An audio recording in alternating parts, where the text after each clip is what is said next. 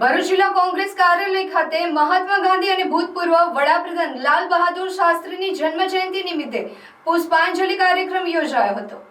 આ પ્રસંગે ભરૂચ શહેર પ્રમુખ સલીમ અમદાવાદી, વિપક્ષના નેતા શમશાદ અલી સૈયદ, પૂર્વ શહેર પ્રમુખ હરીશભાઈ પરમાર, જુબેર પટેલ સહિતના કોંગ્રેસ આગેવાનો ઉપસ્થિત રહ્યા હતા।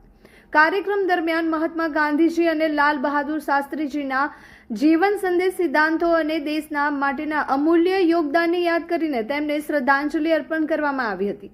આ અવસરે આગેવાનો દ્વારા ગાંધીજીના સત્ય અને અહિંસા એ જ મારું ધર્મ છે જેવા પ્રેરણાદાયી સૂત્રોને યાદ કર્યા સાથે જ શાસ્ત્રીજીના જય જવાન જય કિસાન સૂત્રને ભારતની શક્તિ અને આત્મનિર્ભરતાનું પ્રતીક ગણાવી આજના સમયમાં પણ તેનું મહત્વ અખંડ છે એમ કહી આગેવાનો દ્વારા ઉલ્લેખ કરવામાં આવ્યો।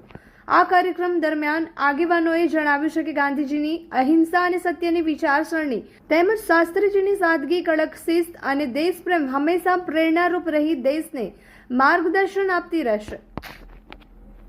મહાત્મા ગાંધી અને લાલ બહાદુર શાસ્ત્રીને આપણે કોટી કોટી અભિનંદન કરીએ છીએ।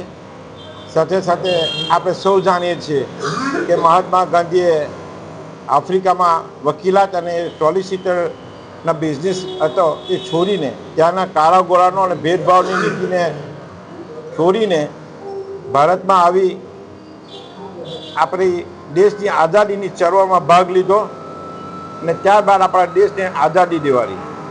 એ આઝાદી એ આપણે લોકશાહી જે દેશ જીવી રહેલો છે, ગાંધી બાપુ મહાત્મા ગાંધીના પ્રતાપે આપણે લોકશાહી મેળવી રહેલા છે। સાથે સાથે મહાત્મા ગાંધીના આદર્શો સત્ય અને અહિંસા હતી, તો આજે આ દિવસને આપણે અહિંસા દિવસ તરીકે પણ મનાવીએ છીએ।